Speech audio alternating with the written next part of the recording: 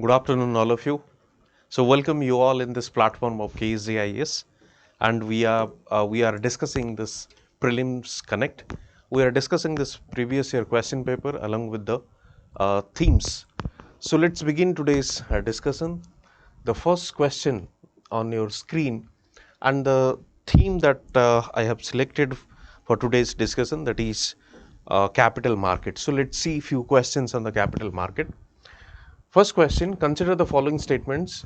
The Reserve Bank of India manages and services government of Indian securities, not any state government securities. The statement is all about the government securities, or what we call the GSEC, government securities. What is this government securities? The securities are a kind of debt instrument which are issued by the Reserve Bank of India on behalf of the government.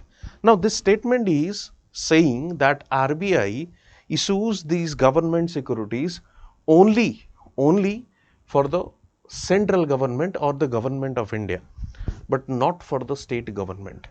But if you see the function of RBI, RBI deals with, or RBI manages this debt and issues this government securities for both central and the state government. Okay, so this is what this statement supposed to be. So since it is written that not any state government securities, so statement 1 is incorrect. Coming to the second statement, treasury bills are issued by the government of India and there are no treasury bills issued by the state governments. Again, treasury bill is something, the money market instrument which are issued for the short term. Okay, money market instrument. I think you know the durations are like 91 days treasury bill, 182 days treasury bill, and then the 364 days treasury bill. So this statement is it's saying treasury bills are issued by the government of India and there are no treasury bills issued by the state government. Now, treasury bills are restricted only for the central government or government of India. These are not allowed for the state government to issue those treasury bills. So the statement is correct one. Treasury bills offered are issued at a discount from the par value. Now, this statement is something bit technical.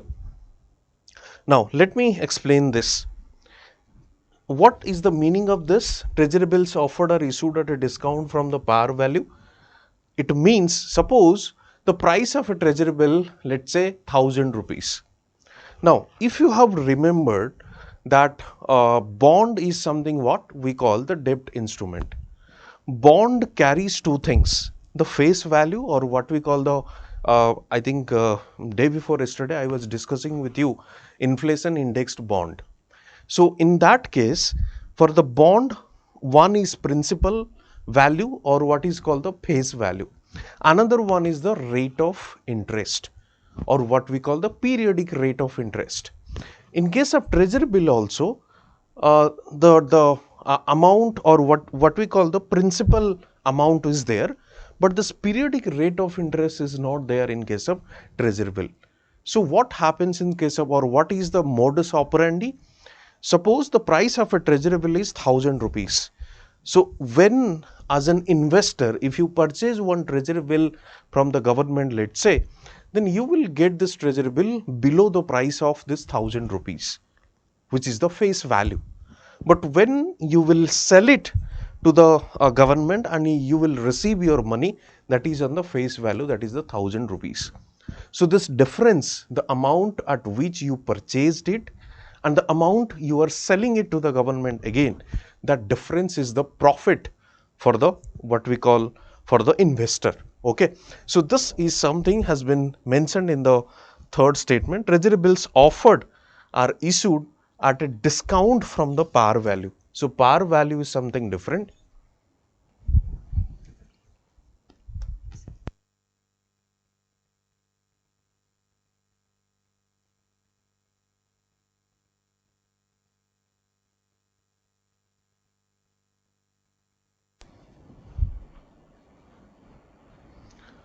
So par value is something different, and the discount value is something different. That means when you purchase it, you will get that instrument lesser than the face value. Okay, when you will sell it, then you will get the amount or face value amount. So that difference is the profit for the investor. Okay, so 2 and 3 statements are correct. Now second question. With reference to the Indian economy, consider the following statements. Commercial paper is a short-term unsecured promissory note. Now, what is this commercial paper? Commercial paper is again a money market instrument that is short-term. Okay, so what is this commercial paper? Commercial paper are generally used by those business class people. I mean, those people are involved in the business, trading activities, commercial activities. So these papers are used for the payment settlement. These papers are used for the payment settlement. Now, what is this unsecured promissory note? Promissory note is something, a kind of a document which carries the name of the payee and the name of the receiver of that certain amount. Again, this promissory note is used for the payment settlement. Okay. Now, what is this unsecured? Unsecured means this is something, what we call the opposite of the secured. Secured loan means if you get a loan and against that you are keeping something as a security. Let's say you get a loan from the bank for your against your land, and that land is what we call the security. Okay, that means kind of mortgage. So this secured means if you get a loan against something, that is a secured loan. If you can't repay it back to the bank, then bank will sell it in the market and will recover that amount. Unsecured means simply there is no such security against that particular amount, or when we deal with the commercial paper, there would be no such security against this transaction or payment settlement. That's why this is unsecured instrument or unsecured short-term financial instrument. So statement 1 is correct. Now statement 2 is certificate of deposit is a long-term instrument.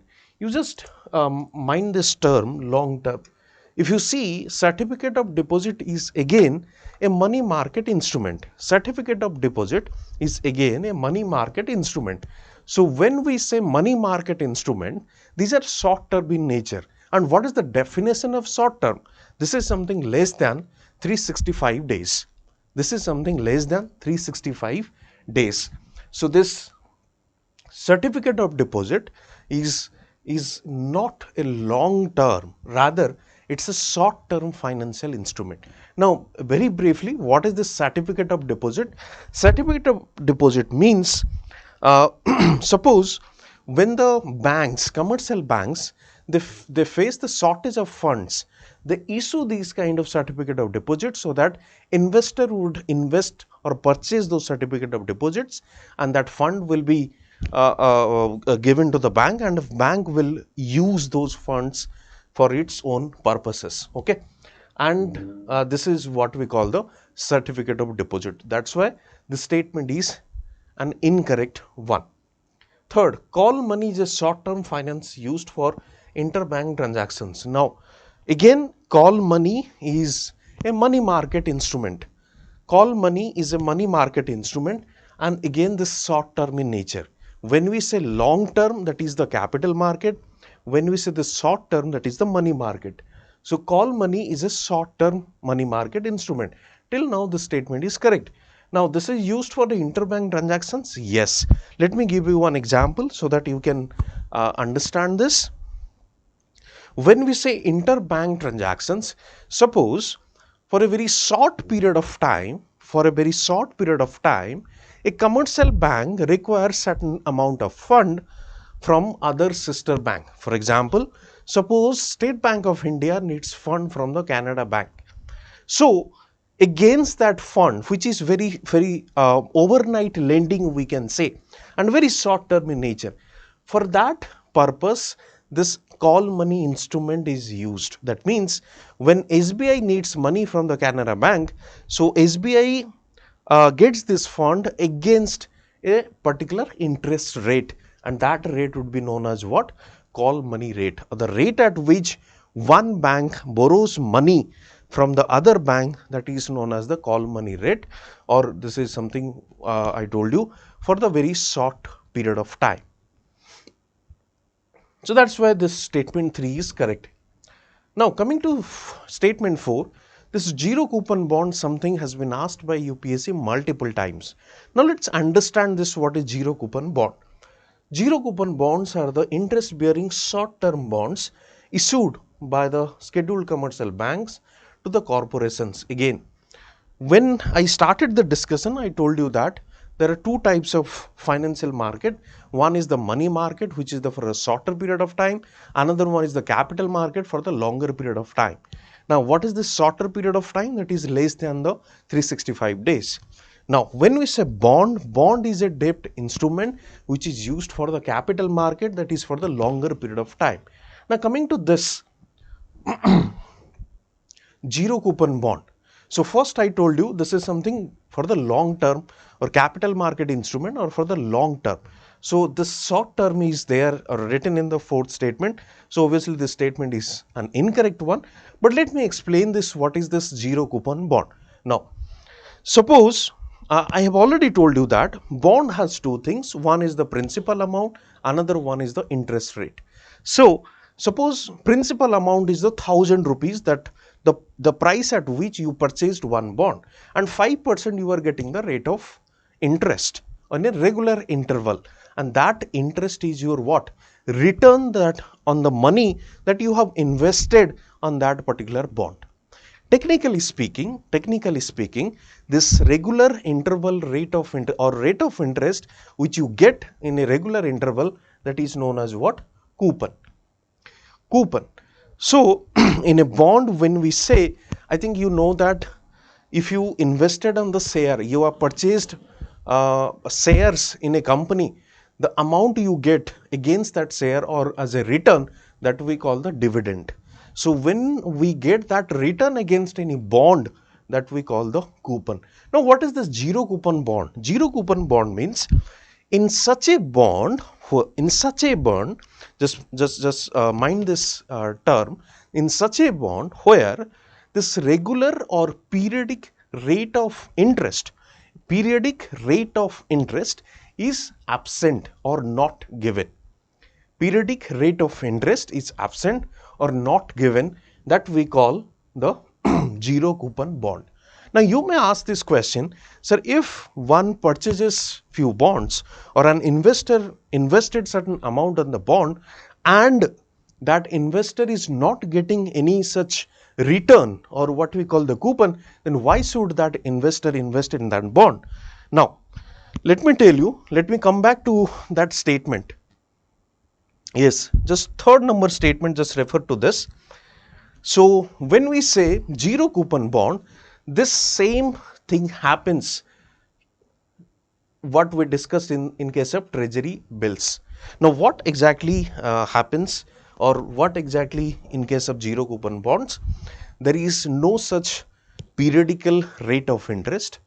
When you purchase that bond, you will purchase it less than the face value or the principal amount. The principal amount is 1000 rupees. You will purchase that bond, let's say 800, let's say 850 rupees, which is less than 1000. But when we will sell it and you get your money back from the government, then that is on the what we call the face value on the 1000 rupees. That difference, what we call the discount. That difference, what we call the discount, and that is your profit, that is your benefit for which you have invested on those bonds.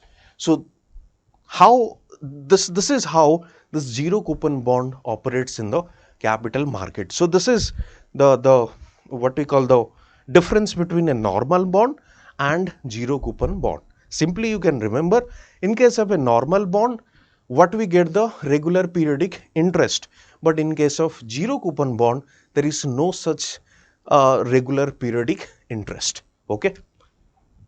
Now coming to this, very much easy question, but still there is a technical term. That's why I have chosen this question. In the context of Indian economy, non-financial debt includes which of the following?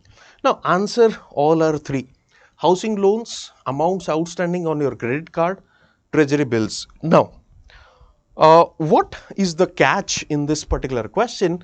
That is non-financial debt. What is this non-financial debt?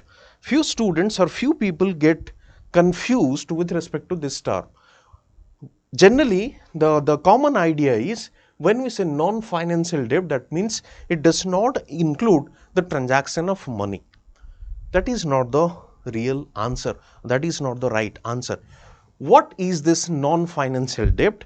That means debt that has been provided or debt that are provided by the non-financial authorities or authorities. Those are not included in the regular financial transactions. For example, government. So that means government is not involved in the regular financial transactions with the public. For that purpose, banks are there. So this is what we call non-financial debt. So housing loan owed by the households, that means other financial institutions, those who are not involved in the regular financial activities, they can also give housing loan.